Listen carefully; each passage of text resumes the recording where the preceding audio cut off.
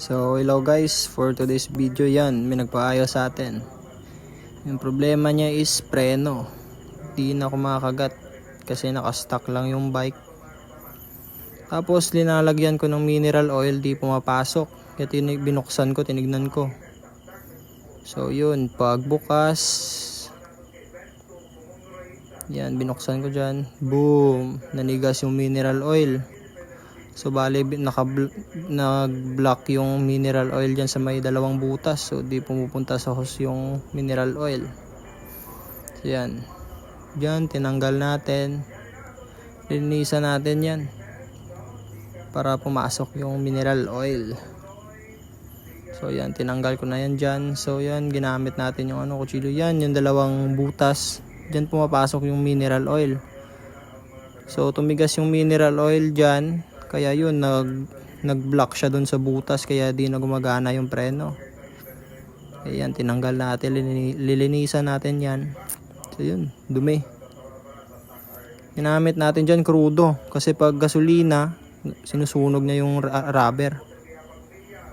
So dyan, tataktak mo yan, lalabas yung mga nanigas na mineral oil. So yun, dumi. Tapos okay na yan.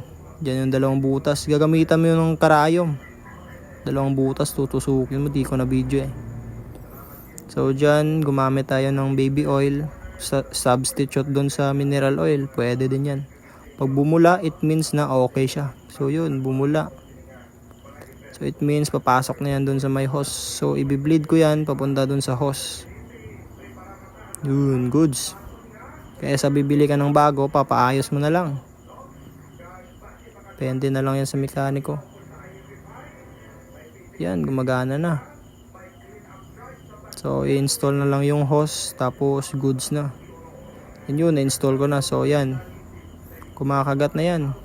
Konting pihit lang, oh. Yun. Kaya sa bumili ka ng bago, diba? So, same process lang yung right side. Ganun din, yun. Namuo din yung mineral oil. Sa katagalan na na-stock, di nagamit. So yun, same process din. Then yan, hindi ko na na-video. Parehas lang yun, yung dalawang butas, lilinisan mo lang. Gamitan ng karayom. Then yun, pera na yan. Goods. Diyan na video ko pero di nakita na gumagalaw yung brake pad, pero goods na yan.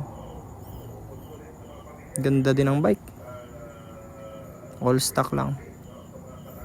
Yun. Pera agad. Thank you.